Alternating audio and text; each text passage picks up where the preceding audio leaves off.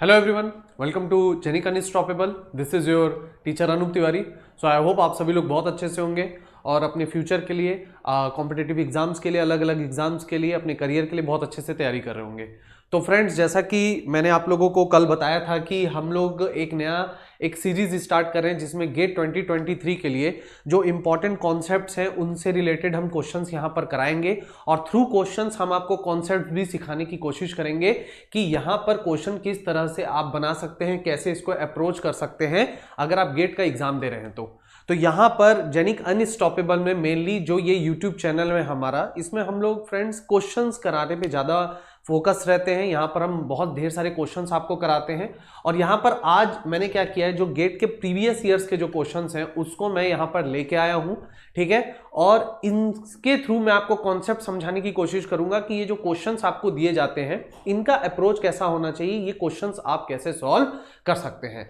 तो यहाँ पर आज जो टॉपिक हम लोग करेंगे, आज जो टॉपिक हम लोग करने वाले हैं वो है the concept of number system, ठीक है।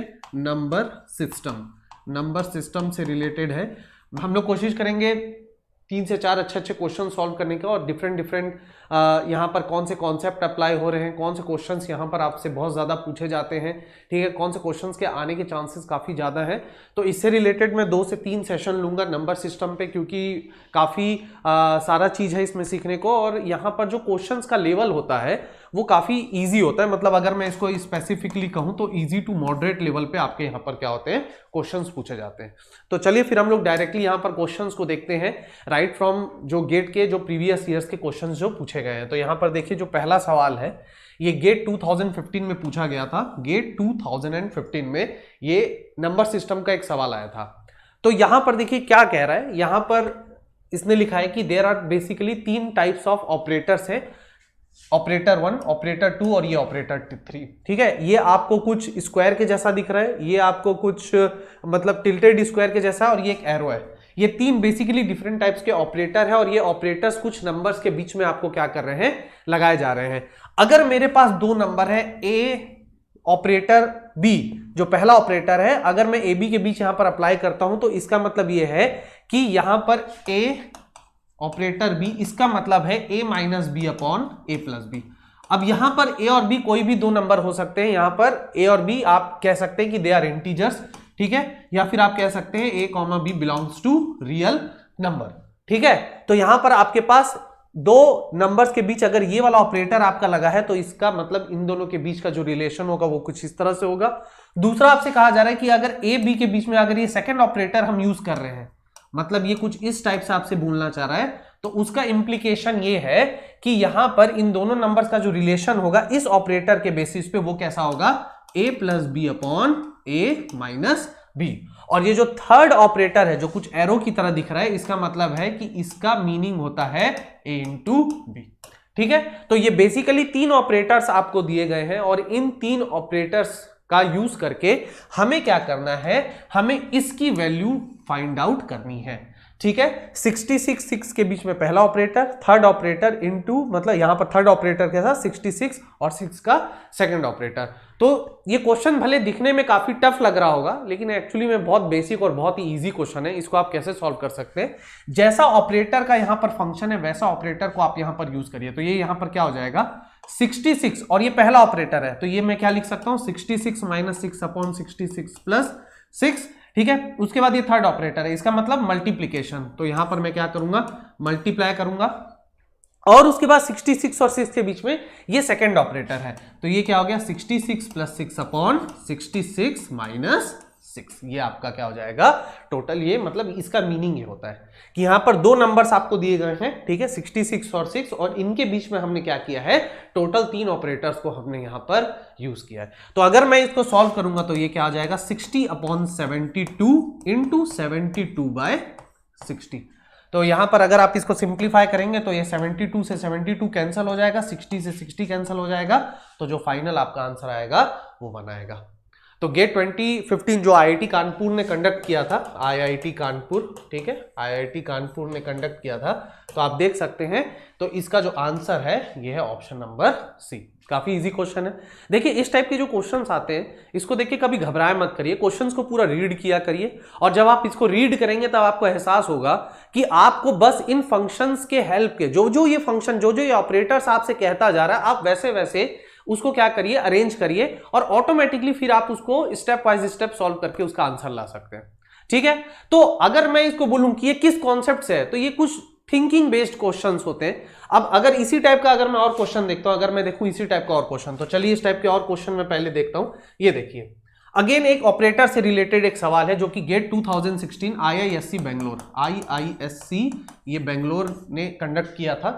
ठीक है, सो इसमें देखिए क्या सवाल पूछा गया। यहां पर भी एक ऑपरेटर दिया गया है आपको, ये एक ऑपरेटर दिया गया है, और ऑपरेटर इस टाइप से दिया गया है कि अगर मेरे पास कुछ दो नंबर्स है ना, देखिए यहां पर दिया गया है ए और बी के बीच में एक ऑपरेटर मैं यूज कर रहा हूं such that A and B belongs to real number.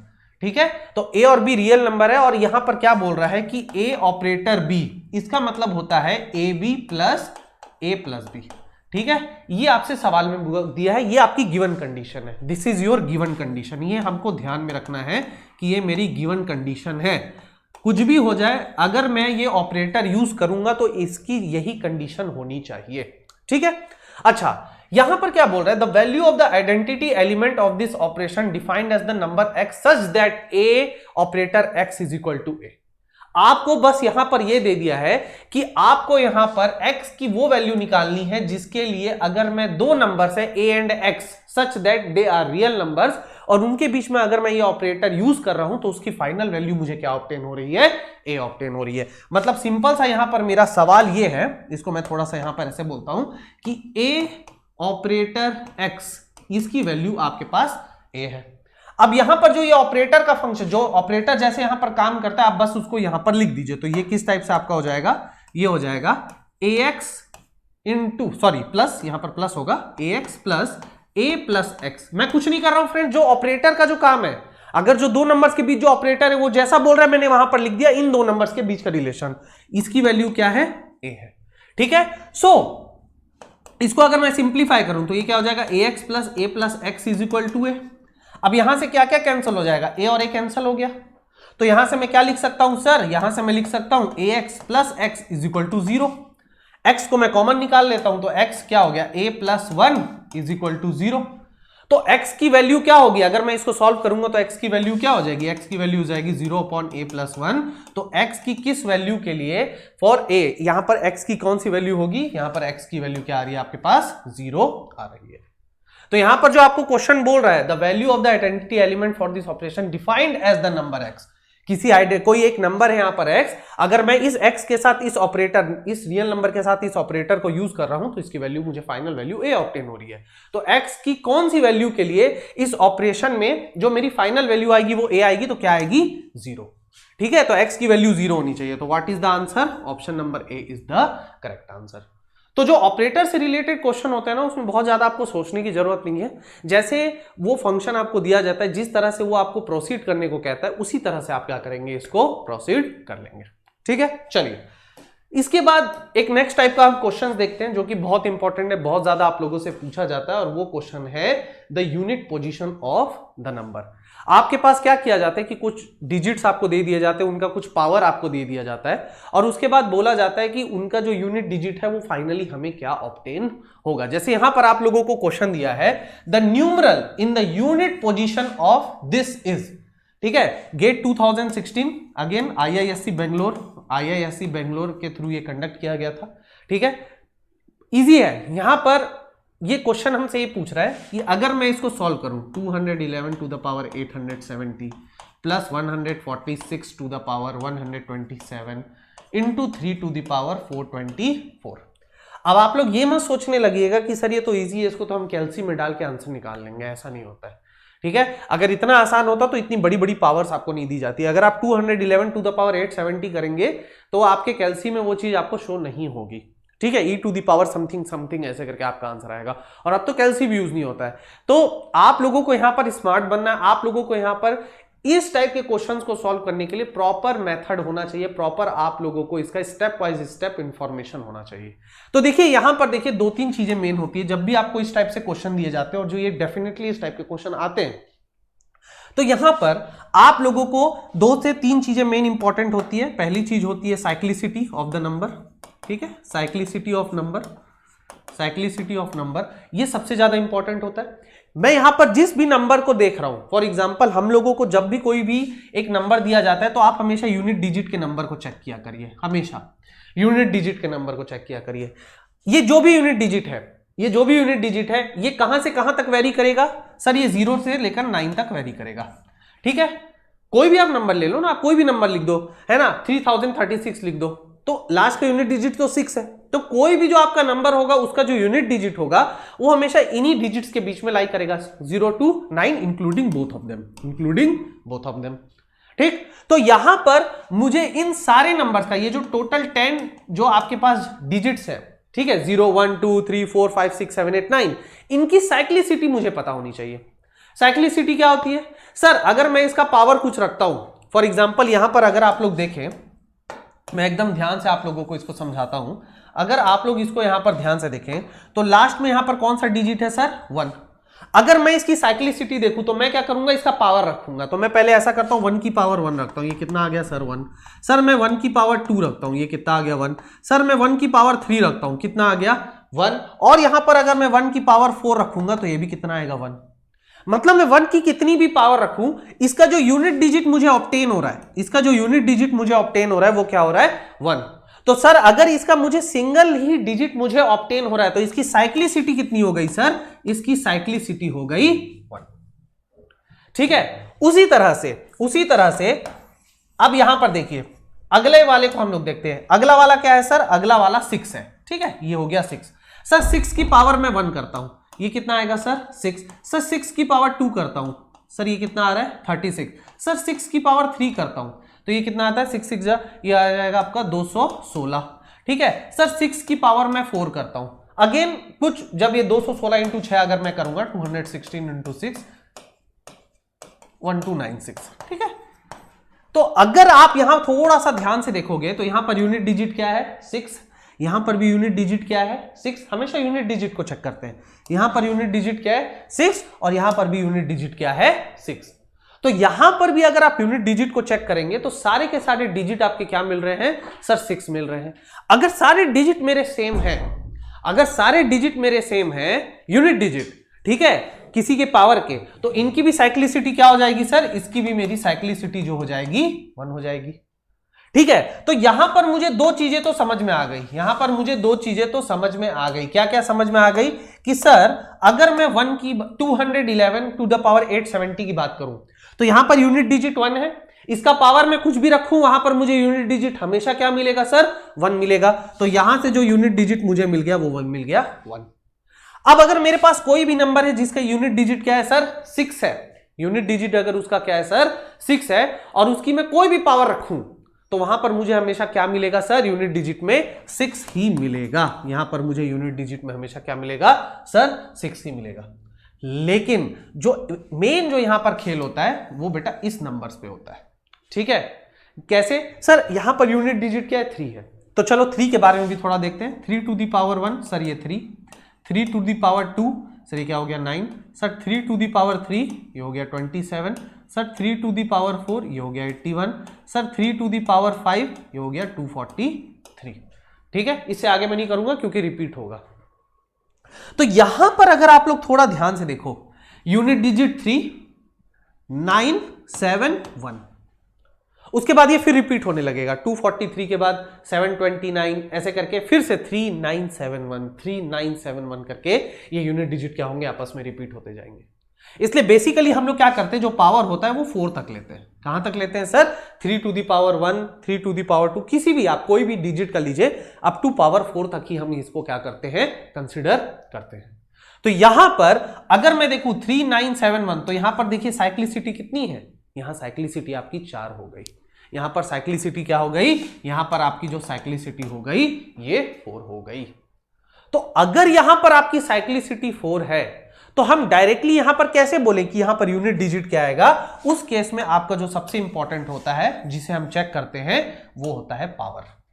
यहां पर तो देखिए, यहां पर क्योंकि ये 1 था, इसकी साइक्लिसिटी हमेशा 1 ही रहती है, तो यहां पर क्या है सर, यहां पर पावर कुछ भी हो, वी डोंट केयर, यहां पर आपका जो यूनिट डिजिट होगा वो 1 होगा। अगर मैं यहां पर 146 की बात करूं, यहां पर यूनिट डिजिट था सर 6, तो यहां पर जब मैंने इसका पावर कुछ भी रखी है सर, वैल्यू तो 6 ही आएगा यूनिट डिजिट में। लेकिन 3 के केस में सर साइक्लिसिटी क्या था सर? साइक्लिसिटी आपका 4 था, और यूनिट डिजिट क्या क्या थे आपके? यूनिट डिजिट थे आपके 3971, 3 3 जा 9, 27, 81। ठीक है, अब आप क्या करेंगे, इस पावर को, क्योंकि इसकी साइक्लिसिटी 4 है, तो इस पावर को आप क्या करेंगे? 4 से डिवाइड करेंगे। 424 डिवाइडेड बाय 4, तो ये वैल्यू क्या आ जाएगा? 106 प्लस रिमाइंडर, ये कितना आ जाएगा? ठीक है, तो यहां पर जो रिमाइंडर आएगा वो क्या हो जाएगा? 0 आ जाएगा, क्योंकि ये जो 424/4 है ये कंप्लीटली डिविजिबल है। तो अगर आपका रिमाइंडर 0 आता है तो देखिए यहां पर आप किस तरह से निकाल सकते हैं? Reminder 0, reminder 1, reminder 2, reminder 3। अगर आपका रिमाइंडर 0 आता है तो सबसे जो लास्ट वाला होगा आप उसको लेंगे, यानी कि यहां पर जो यूनिट डिजिट होगा वो क्या हो जाएगा सर? 1 हो जाएगा। ठीक है, अगर मान लीजिए कि ये पावर आपको देता 425 देता, तो यहां पर आपका रिमाइंडर 1 आता। ठीक है, 106 प्लस ये क्या आ जाता? रिमाइंडर 1 आ जाता। तो उस केस में आप किस नंबर को लेते? 3 को लेते, पर क्योंकि यहां पर रिमाइंडर 0 है तो आप यहां पर किसको लेंगे? आप यहां पर 1 को ही कंसीडर करेंगे, ये लास्ट वाला। तो आप चाहो तो थोड़ी देर के लिए वीडियो को पॉज करके ये डायग्राम बना लो। ठीक है, जो जैसी साइक्लिसिटी होती है वैसे हमको यहां पर क्या करना रहता है? उसको उसके पावर से डिवाइड करना रहता है। तो फाइनली अब आपके पास क्या आ गया? आपके पास यूनिट डिजिट आया 1 + 6 × 1, यानी कि आपका आंसर क्या हो जाएगा? 7। तो यहां पे जो फाइनल आंसर आपका हो जाएगा 7 होगा। ठीक है, चलिए इससे रिलेटेड एक और क्वेश्चन कर लेते हैं। नंबर सिस्टम में बहुत सारी चीजें हैं सीखने को, नंबर सिस्टम में बहुत सारी चीजें हैं सीखने को। ठीक है, इसका जब फाइनली जब मैं लेक्चर्स लूंगा, जब मैं प्रॉपर गेट के लिए पढ़ाऊंगा, अभी गुरुकुल के भी लेक्चर्स चल रहे हैं, तो जब उसमें मेरे सेशंस होंगे तो मैं बहुत अच्छे से चीजों को डील करूंगा। उसके लिए आप लोगों को बिल्कुल भी परेशान होने की जरूरत नहीं है। ठीक है, तो चलिए और देखते हैं यहाँ पर पावर से रिलेटेड कोई सवाल हो तो। ठीक है, चलिए ये देखिए अगेन। ठीक है, यहां पर देखिए GATE 2017 conducted by IIT Roorkee के थ्रू ये कंडक्ट हुआ था। अब देखिए यहां पर क्या बोल रहा है? यहां पर बोल रहा है 2171 to the power 7 plus 2172 to the power 9 plus 2173 to the power 11 plus 2174 to the power 13।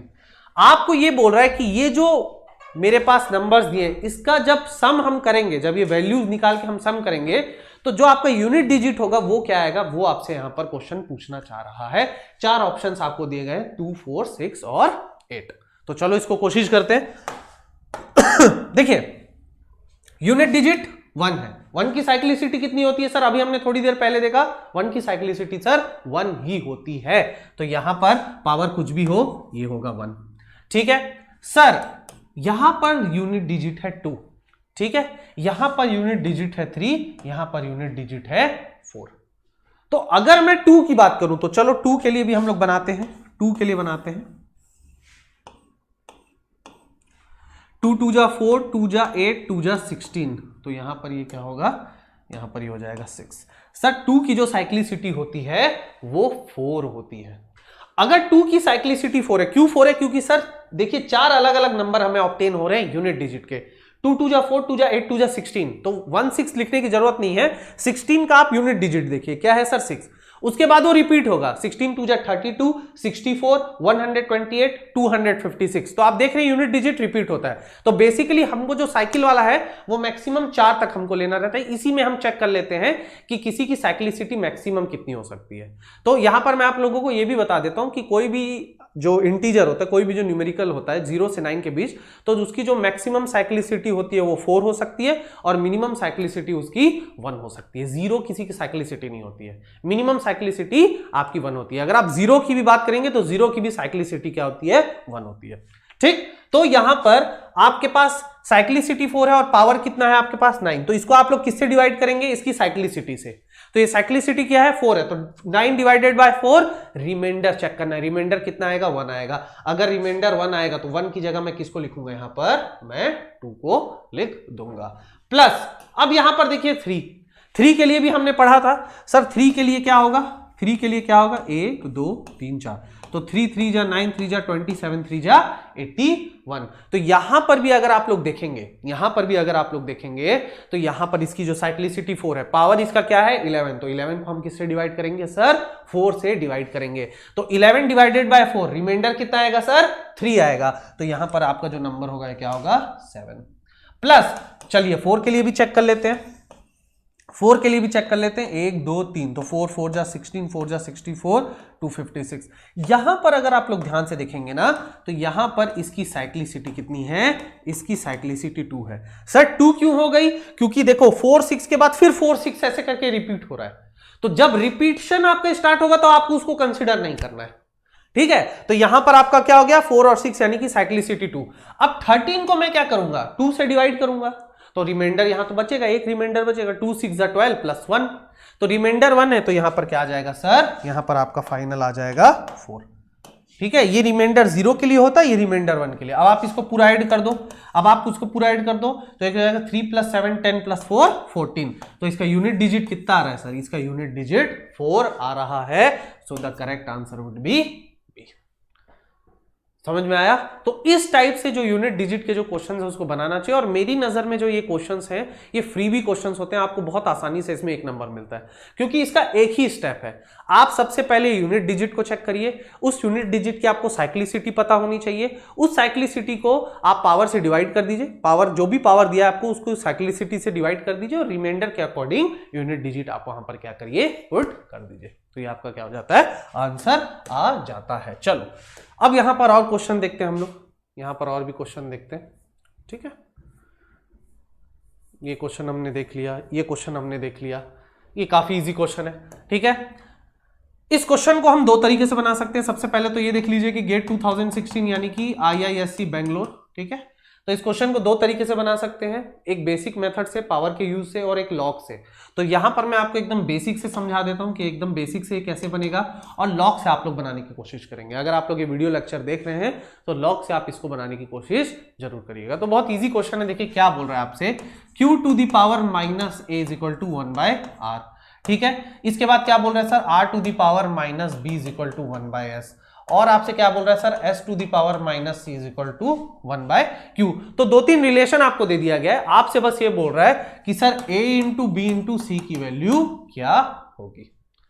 तो जैसा कि मैं बता रहा हूं एकदम बेसिक से आप अगर इसको सॉल्व करने की कोशिश करेंगे, तो देखो ये पावर में माइनस है, अगर पावर में माइनस है तो मैं इसको ऐसे लिख सकता हूं 1/Q to the power A, ठीक है। ये क्या हो जाएगा सर 1/R, तो यहां पर मैं लिख सकता हूं Q to the power A is equal to R। अगर किसी की पावर माइनस में, फॉर एग्जांपल अगर मैं लिखूं A to the power -M, इसको मैं लिख सकता हूं 1/A to the power M। ये जनरलाइज्ड रिलेशन होता है, तो आप इसको इस तरह से लिख सकते हैं। सिमिलरली अगर मैं इसकी बात करूं तो ये क्या हो जाएगा R to the power B is equal to S, और यहां से मैं बात करूं तो क्या हो जाएगा S to the power C is equal to Q। एकदम इजी। अब आप क्या करिए, ये जो वैल्यूज है इसकी वैल्यूज को यहां पे पुट करते जाइए। देखिए R की वैल्यू है Q to the power है, तो इस R में इसको पुट कर दीजिए। ये क्या हो गया Q to the power A whole to the power B is equal to S, तो ये क्या हो गया Q to the power AB is equal to S। अब इस S की जो ये वैल्यू है ये यहां पर आप पुट कर दीजिए, तो ये क्या हो जाएगा Q to the power AB whole to the power C is equal to Q, तो ये क्या हो जाएगा Q to the power ABC is equal to Q। ठीक, मेरे पास फाइनल क्या रिलेशन आ रहा है, मेरे पास फाइनल रिलेशन आ रहा है sir Q to the power ABC is equal to Q। तो यहां पर आपका बेस सेम है, तो अगर बेस सेम है तो पावर भी सेम होना चाहिए। यहां पर ऊपर कुछ पावर नहीं दिख रहा है, इसका मतलब क्या है, इसकी पावर में 1 है, तो यहां पर क्या हो जाएगा A into B into C की वैल्यू यहां पर हो गई 1, ठीक है। सो जो इसका आंसर होगा वो क्या होगा 1 होगा, ठीक है। देखिए नंबर सिस्टम में आपके ऐसे ही क्वेश्चन पूछे जाते हैं, ओके। यहां पर आपको बहुत ज्यादा सीखने को बहुत कुछ है यहाँ पे, ठीक है। डिविजिबिलिटी रूल होता है, आपको यहाँ पर different categories of number system, आप उसको कैसे क्लासिफाई करते हैं, ठीक है। आपका फैक्टराइजेशन रूल होता है। उसके अलावा आपकी बहुत सारी चीजें हैं जो इसमें सीखने के लायक है। रिमाइंडर थ्योरम होता है, ठीक है, पॉलिनोमियल थ्योरम होता है, तो बहुत सारी चीजें हैं यहाँ पर सीखने को, बट जो क्वेश्चंस आपसे पूछे जाते हैं बहुत ही बेसिक्स क्वेश्चन आपसे पूछे जाते हैं। मतलब ऐसा है कि उन क्वेश्चंस को एट दैट मोमेंट आपको वहां पर समझना पड़ेगा, बनाना पड़ेगा। लेकिन जो बेसिक नॉलेज है, जैसे लॉग की नॉलेज है, पावर की जो नॉलेज है, सर्ट्स एंड इंडाइसेस का जो नॉलेज है, ये बेसिक नॉलेज आपको पता होनी चाहिए। ठीक है, तो आज के सेशन में हम ये 5 क्वेश्चन रखते हैं। अगले सेशन में इससे रिलेटेड और जो कुछ कॉन्सेप्चुअल क्वेश्चंस है उसको भी मैं यहां पर लेके आऊंगा।